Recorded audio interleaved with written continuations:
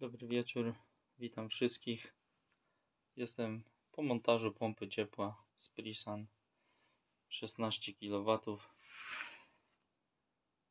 No i cóż mogę powiedzieć, jakie problemy napotkałem podczas montażu. Pierwszy problem techniczny to podłączenie pompy PWM.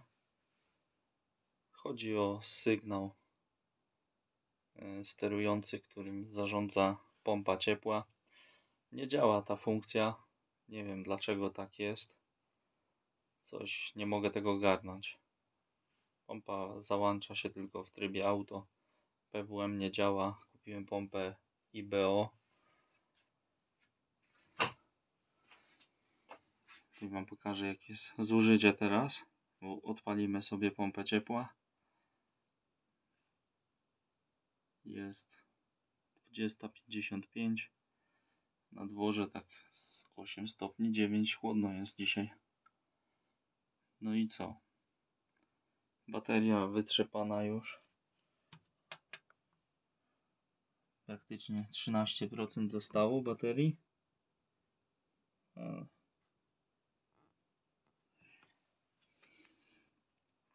Zużycie mamy 560 W razem z zasilaniem falownika. No i tu jest ta nieszczęsna pompa IBO PWM sterowanie. W zestawie nie było takiego kabla.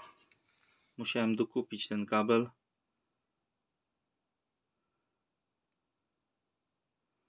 Nie zwróciłem uwagi na to kupując ją, bo wcześniej to zakupiłem 2 miesiące.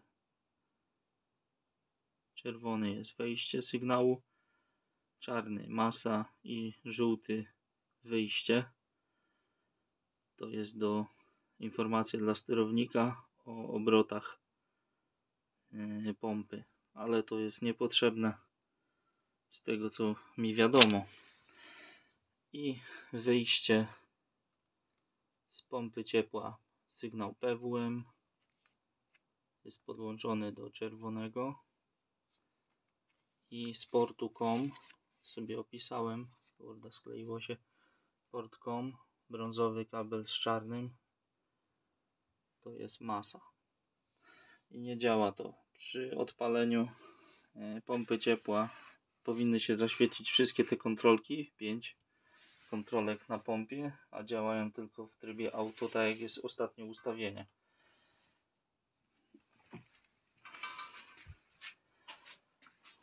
Na buforze mamy 32 stopnie. Tyle pokazuje sterownik. CO32. Zamontowałem licznik trójfazowy. 31 kWh zużyte jest. To jest tylko założone pod pompę, żebym wiedział, jakie jest zużycie. To w sumie jest tam z 3 rozruchów. Wczoraj w nocy 3 razy się włączyła. No i co? No i takie zużycie jest. To jest jakieś znikome zużycie, bo tak naprawdę nie pracowała ani jednej doby. Co? Załączymy. Czy włączyć pompę? OK. Jest menu przestawione na język polski, bo fabrycznie przychodzi po angielsku. Trzeba mieć kod serwisowy, aby sobie to zmienić. Te ustawienia.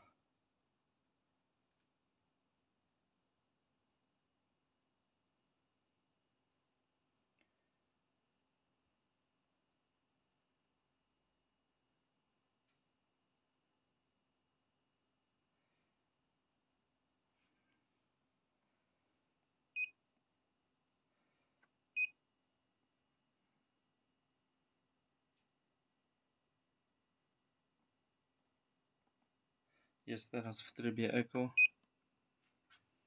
Możemy tutaj to zmienić. Jest aktualna temperatura. Zadana jest 37. 25,9 mamy. 26 w sumie jest. Teraz pompa się uruchomiła obiegowa.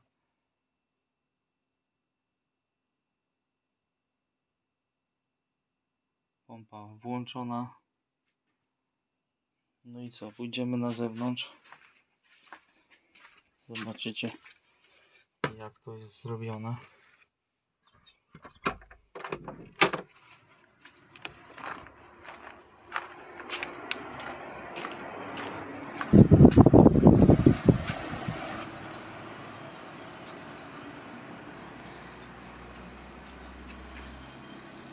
Izolacja. Z tym to było zabawy, żeby to dobrze zrobić. Mamy dwa zawory antyzamrożeniowe na zasilaniu, na powrocie. W momencie, gdy temperatura otoczenia spadnie, jakby brakło prądu, to zawory otwierają się i upuszczają wodę. Tu jest dodatkowe gniazdo na 220, żeby zasilać grzałkę pod tacą ociekową. To jest kabel grzejny ze sterownikiem. Tutaj mamy tacę ociekową. Tak wygląda odpływ do kanalizacji. Jest podłączony. Wszystko własna konstrukcja. Ale wieje woda.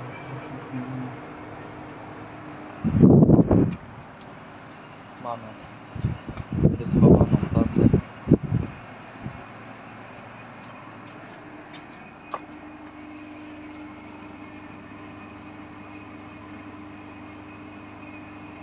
No i tutaj mamy ciśnienie umiesz. Wysokie ciśnienie, niskie ciśnienie. Jeszcze raz tabliczka znamionowa.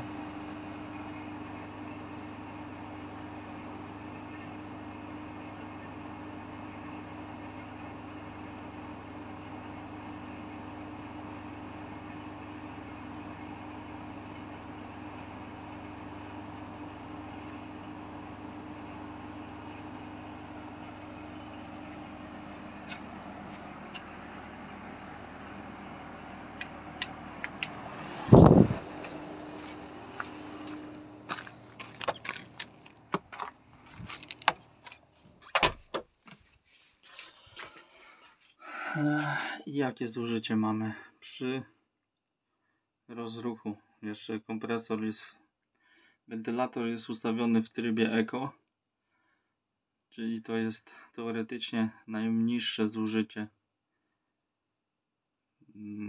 energii. Na sobie 3,20, trzeba odjąć 500 W, co idzie, tam jakaś powór na budynek jest, ale mamy w granicach 3 kW, 2,7, tak, 2,7 kW mocy przy rozruchu. Później jeszcze kompresor się rozkręci i to będzie troszeczkę większy powór, ponad 3 kW jest. No i cóż mógłbym jeszcze powiedzieć? Nie działa aplikacja na telefon. Udało mi się to sparować, ale nie ma w ogóle połączenia. Nie wiem, co jest przyczyną. Nie można odpalić pompy z telefonu. Udało się sparować za którymś tam razem, bo za pierwszym razem nie poszło. Nie wiem, czy to za słaby internet jest, to jest przyczyną. No i drugi problem to jest ten sygnał PWM do pompy obiegowej. Moc pompy jest w porównaniu do jakichś tam kotłów na pelet, to wymiata, nie ma szans. Widzicie, świecą 3 kontrolki. Powinny, jeżeli jest sterowanie PWM, powinny się wszystkie świecić kontrolki. Wszystkie na pompie nie świecą. Nie wiem, jak to skonfigurować, czy pompa jest uszkodzona. Kupiłem przez przypadek 2 kable. Nie wiem, jak to się stało. Wknąłem 2 chyba do koszyka. Przyszły 2 kable te PWM do pompy, ale to nie ma znaczenia. Mierzyłem miernikiem, przejścia są. Mamy schemat podłączenia. Tam w pompie ciepła jest port COM i PWM Signal. Tak jest opisane. To są dwa skrajne wyjścia, tak, do których podłączamy ten sygnał pompy PWM. No i niestety to nie działa. COM to jest masa, a PWM mam napięcie, mierzyłem miernikiem 4,3 V, jest gdzieś w tych granicach, na tych kablach, co wychodzą z pompy, czyli na tym kablu i na tym, jak pompa nie pracuje, jest 4,3 V. Po uruchomieniu pompy to napięcie zanika, no ale ta pompa nie wchodzi, nie pracuje w trybie PWM, jest w trybie auto, w ostatnim trybie, który została ustawiona tak ręcznie tutaj z tego przycisku, co mamy. Nie wiem, jak to, nie przeszkadza to w niczym, bo pompa działa, jest energooszczędna, tak, ale po prostu chciałem mieć taką pompę dedykowaną pod pompę ciepła z tym sterowaniem PWM. No tu niestety jakaś lipa, nie wiem, co jest przyczyną, czy ta pompa jest uszkodzona. Może ktoś podpowie, miał taki problem przy montażu. Niczym mi to nie przeszkadza, bo pompa działa, no ale po to była ekstra kupiona ta pompa, żeby działało to tak, jak ma być. Tutaj mamy ten separator zanieczyszczeń Afrizo ADS 180 HP z magnesem neodymowym. Do instalacji zalałem inhibitor korozji. On jest na 150 litrów. Kupiłem to z marki Total. Miałem pozytywne opinie.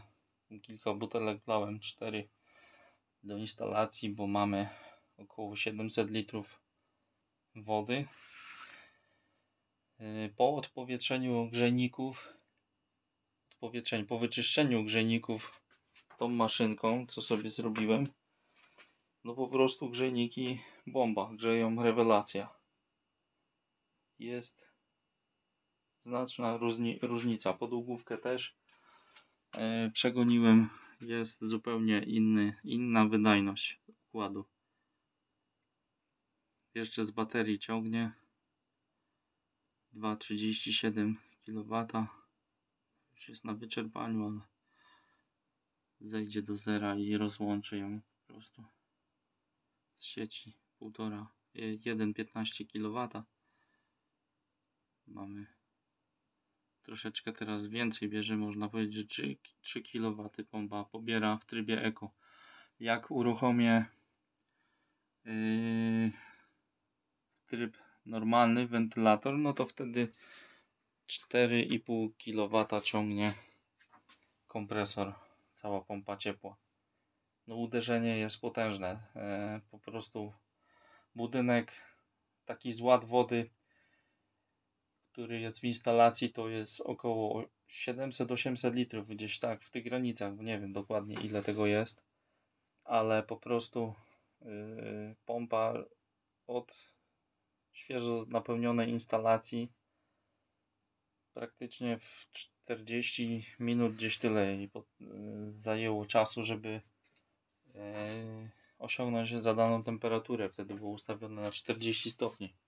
Wszystkie grzejniki w domu grzały, podłogówka też już zaczęła wchodzić, prawidłowo odpowietrzyło się to wszystko, także jest różnica po tym całym czyszczeniu instalacji. Warto zrobić to po kilku latach użytkowania. Zalałem ten inhibitor korozji do układu, żeby po prostu nie było jakichś problemów z zanieczyszczeniami, z korozją, tak żeby te metale, bo instalacja jest z różnych elementów, składa się, jest stal, jest ocynk, jest miedź i po prostu to może powodować korozję tych elementów od środka po kilku okresach użytkowania. Dlatego uzupełniłem taki środek do instalacji. Nigdy tego nie stosowałem, a zaleca się teraz. Ma pozytywne działanie, nie uszkadza tych uszczelek na śrubunkach, na kształtkach.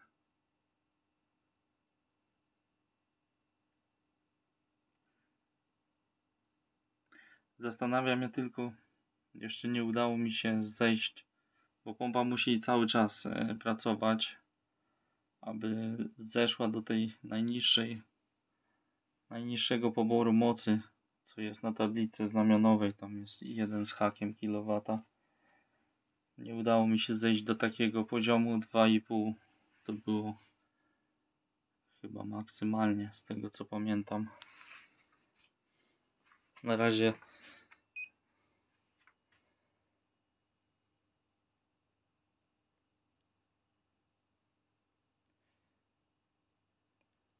temperatura w tym trybie Eco nie ma takiego uderzenia.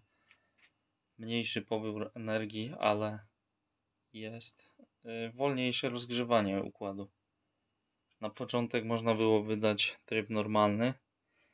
Tutaj sobie wchodzimy w ustawienia, parametry użytkownika, tak, i mamy,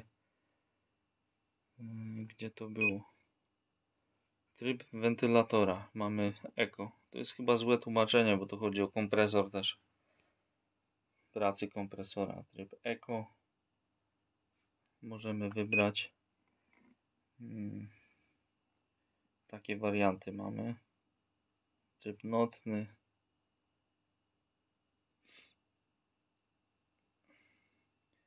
chyba ten był ustawiony, nie wiem czego to nie tłumaczy całej aplikacji, ale chyba to było ustawione. To jest nawet czuć, jak się stanie przed pompą, że ten wentylator mocniej się kręci, ma wyższą prędkość obrotową, mocniej wieje z niego. Generalnie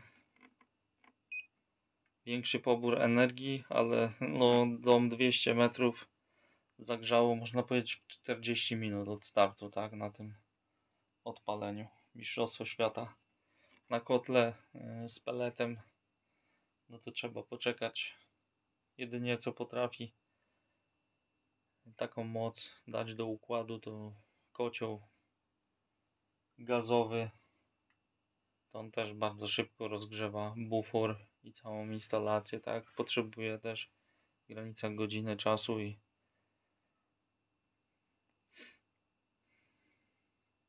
także jest to układ hybrydowy. Mamy w układzie pompę ciepła, kocioł gazowy Thermet 25 kW mocy, Eco Condensed Silver, tak się nazywa. Jest wpięty do bufora. Mamy kominek z wymiennikiem. I co mamy? I kocioł na pelet. MBS-ik 15, też 16 kW mocy. Generalnie super kocioł. Tylko problem jest z doborem paliwa do tego kotła. Dobrej jakości pelet kosztuje. Trzeba mieć miejsce na składowanie tego. Wnosić trzeba, wynosić. No ale wiadomo, będziemy użytkować to źródło ciepła, które jest najtańsze na chwilę obecną i dostępne jakoś bez problemu. Jak nie będzie problemu z dostawami prądu. Tutaj jeszcze mamy jakiś wykres. Była wyłączona pompa.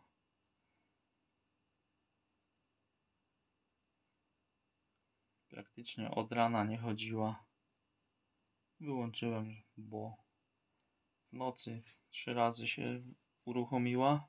Patrzyłem aplikacji falownika w Solarmanie i tam widziałem, kiedy się załączyła pompa, bo było widać po zużyciu, że były takie skoki zużycia energii w granicach 4 kW i to właśnie dało mi informację, że w tych godzinach pompa pracowała, pobierała energię.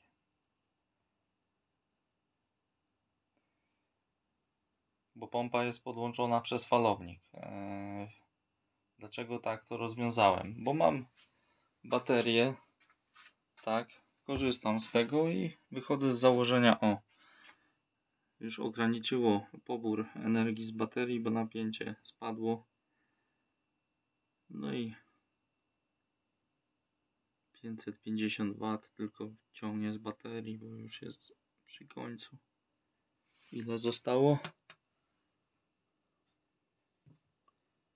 No, już nie ma nic. Nie, jest jeszcze 11%. Ale już pobór został ograniczony. Widzicie teraz, jakie jest zużycie. 3,75. Czyli minus te 500 W, co szło na budynek, to generalnie mamy 3300 W. Gdzieś w tych granicach jest taki pobór przez pompę.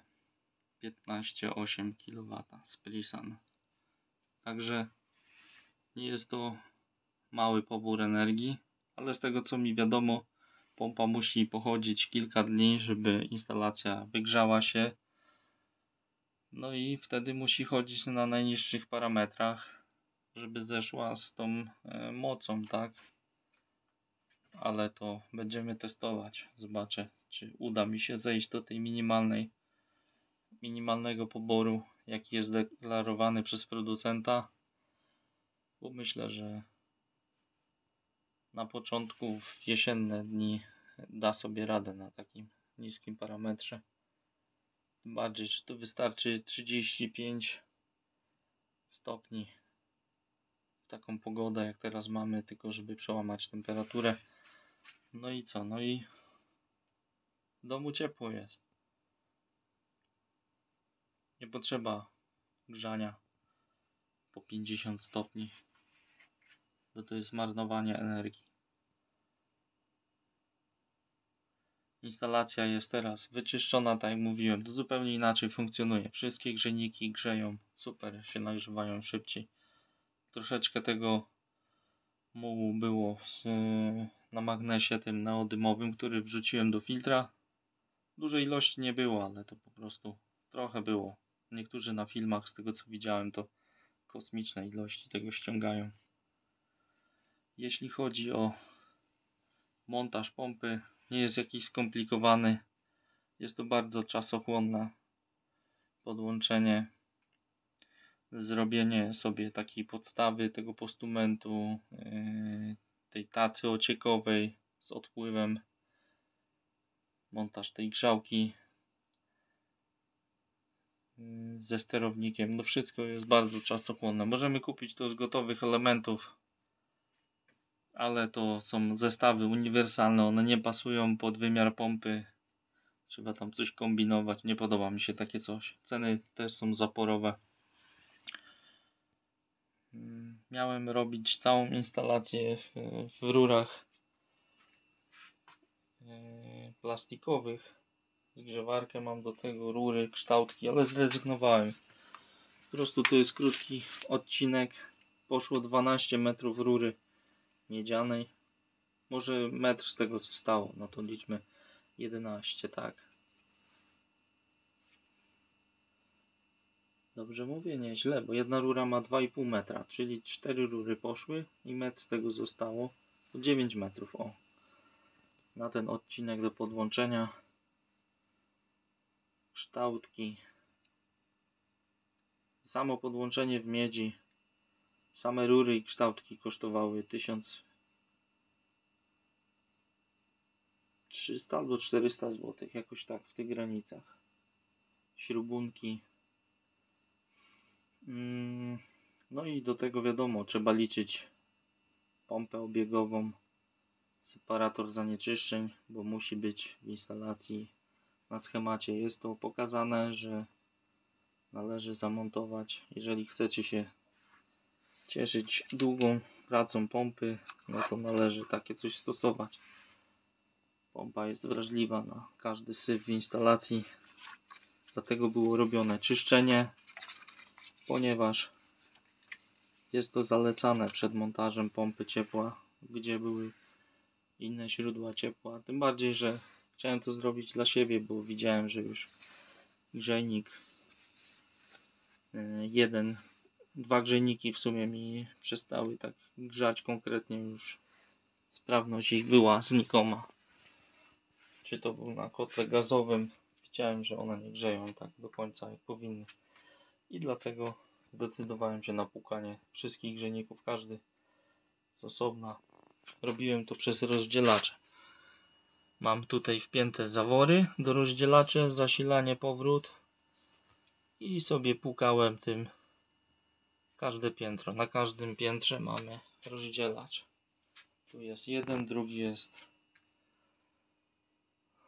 na podłogówkę i później pierwsze piętro i poddasze. I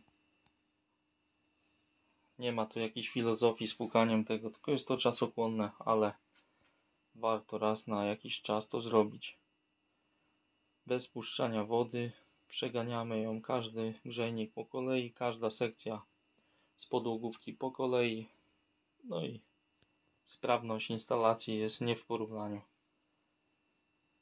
z tym, co była przed czyszczeniem. Naprawdę warto to zrobić. 34 stopnie mamy. Czas nagrania jest 26 minut.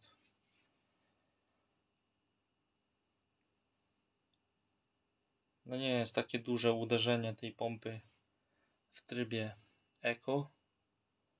Na normalnym trybie to już podejrzewam z 37 by było na instalacji, ale to wyższe zużycie jest energii o ponad 1 kW. Teraz zobaczymy, ile pompa na ten czas zużyła. Zobaczcie, mamy 32,2 kWh. Było 30 z tego co pamiętam. Mamy 2 kWh użyte na podgrzanie do tej temperatury.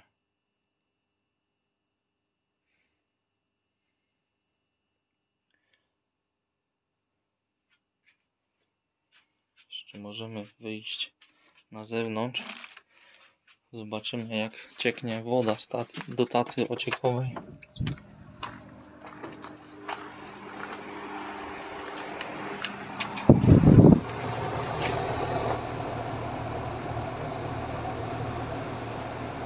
Troszeczkę już jest. I tak cały czas leci podczas pracy urządzenia.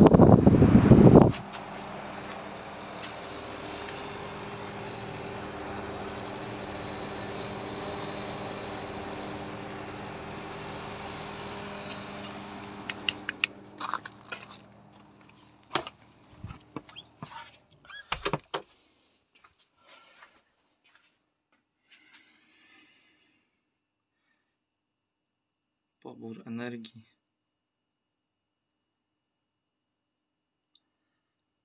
3,5 kW.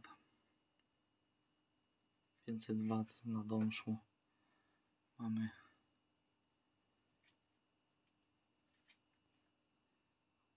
to jest tryb Eco. Ona jak osiągnie zadaną temperaturę, bo jest ustawione na 37 stopni, tak? Jak osiągnie tą temperaturę, to wtedy moduluje sobie mocą sprężarki. Mniej energii zużywa. Schodzi do 2,5 kW. Ale później jak przebije o 2 stopnie, 3 w zależności, nie wiem od czego to zależy. Jest ustawiona histereza 5 stopni i nie trzyma do tych 5. Powyżej 40 wyłączy się.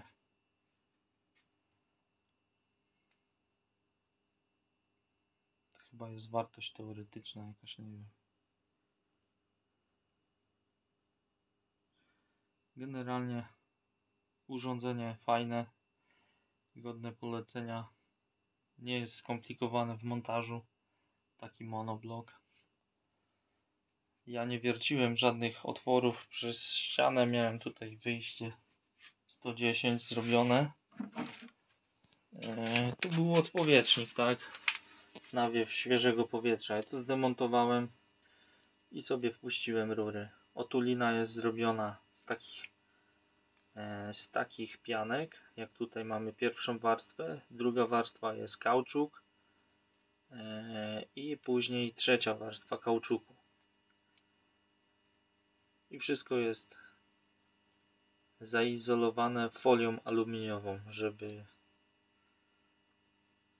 było to odporne na promieniowanie UV i żeby też nie wytracało tego ciepła, bo folia aluminiowa izoluje termicznie. Pompa sobie chodzi w takim trybie, jak widać. Tutaj w trybie PWM mają te dwie diody jeszcze z przodu świecić, PP i CP. Teraz jest ostatnie ustawienie, jakie było ręcznie zadane, to ona w tym tryb wchodzi. Pompa jak nie pracuje, wyłączona jest sprężarka, tak, jest w trybie czuwania, to co kilka minut załącza sobie tą pompę obiegową, żeby przez bufor przemielić tą wodę. Robi pomiar temperatury na zasilaniu i powrotu i co jakiś czas uruchamia sobie pompkę obiegową. Wiadomo, jakby jest mróz, to musi to robić, żeby woda nie zamarzła w tych rurach, żeby nie wyziębiło. Także tak to jest zrobiony soft. Nie wiem, to chyba w każdej pompie tak jest, nie jestem instalatorem.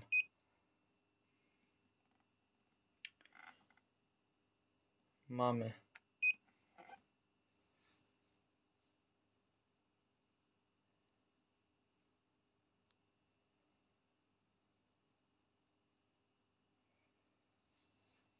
(36 stopni). Ta temperatura jeszcze, no to nie jest temperatura od góry buforu, żeby było jasne.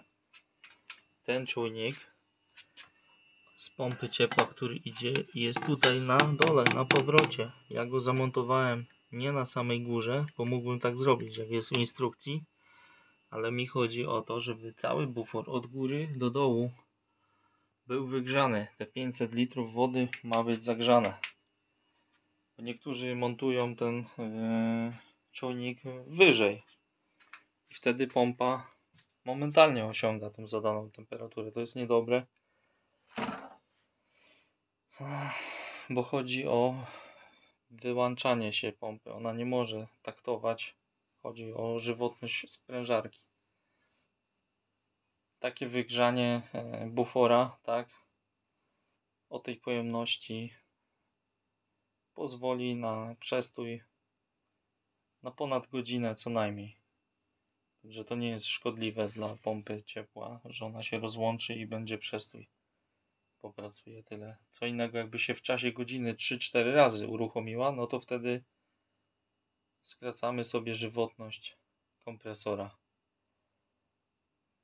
A tutaj jak podejmie pracę, naładuje bufor, to mamy do 2 godzin przerwy. Na razie, bo na dworze temperatura jest no jeszcze powyżej zera, tak? Jest chłodno dzisiaj, ale to nie ma się co oszukiwać. Spadnie temperatura poniżej zera, no to niestety odbiór energii w budynku będzie większy. Niestety tak to jest. Fizyki nie oszukamy. W trybie Eco wolniej narasta temperatura, ale tak jak powiedziałem, to jest cały bufor wygrzewany, tak? Mamy zasilanie, jeszcze raz pokażę. Na dole jest czujnik, który daje informację, tak, o temperaturze wody i zasilająca rura jest ta tutaj. Idzie sobie do góry bufora. Od góry bufora jest ładowany. Ten bufor jest z góry ładowany, tak? Zasilanie mamy od góry. I schodzimy w całej objętości z powrotem do pompy. Czyli mamy 500 litrów wody w tej chwili zagrzane do temperatury. Tutaj ile jest teraz? 36,4. Tu jest troszeczkę więcej. A zobaczcie ile tutaj jest na tym sterowniku. 42 stopnie już jest, bo to jest temperatura w tym miejscu najwyższym odczytywana, tak? Tu jest czujnik w tym miejscu założony. Mamy 42 stopnie, a tutaj na powrocie 36,5.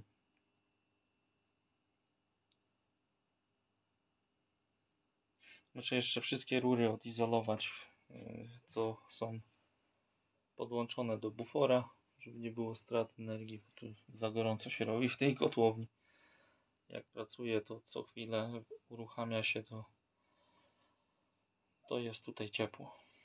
Mamy jeszcze też falownik z fotowoltaiki, ten daje, to on też dużo energii cieplnej oddaje do otoczenia. Nie ma się co oszukiwać, ale jest ciepło przez niego. No i zobaczcie jaki jest pobór dalej.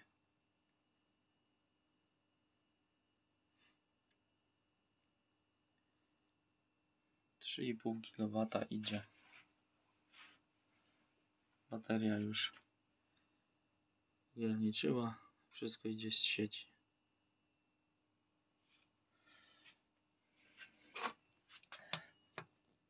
Teraz na baterii mamy 11%, a napięcie spadło. I dlatego nie mamy już poboru takiego z baterii. Zakupiłem jeszcze jeden string paneli.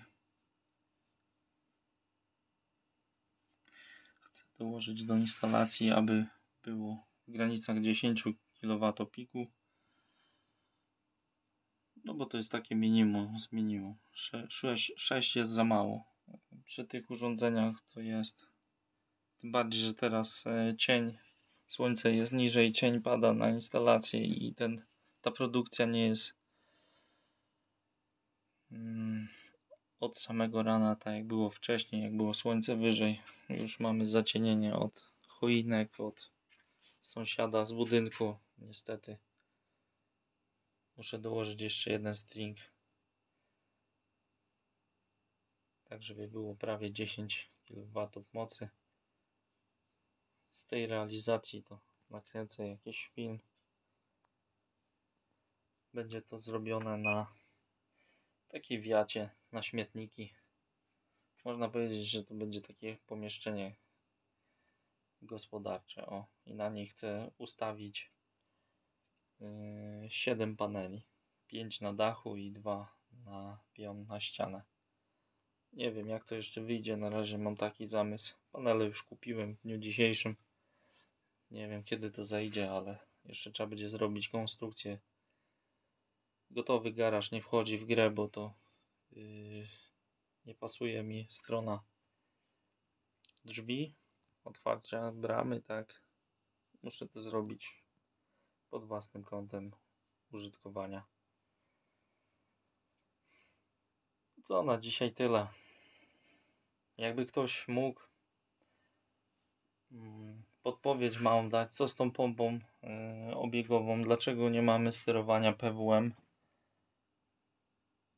Próbowałem na różne sposoby tutaj kombinacje z tymi kablami, napięcie, tak jak mówiłem, 4,2 z pompy wychodzi. Ona jest sterowana, wiem, że to jest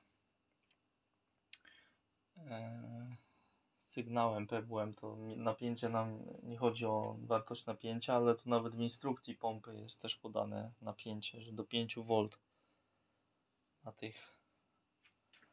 na tym powinno być. No i tyle wychodzi ze sterownika, jak pompa nie pracuje. W momencie, kiedy się uruchomi pompa ciepła, to ten sygnał, to napięcie zanika. Mamy 0 V. Nie wiem, czy ja nie potrafię tego podłączyć, czy mam uszkodzoną tą pompę obiegową, że jest niesprawna. Nie mam pojęcia. Może ktoś podpowie coś w tej kwestii. Dziękuję za uwagę i do zobaczenia.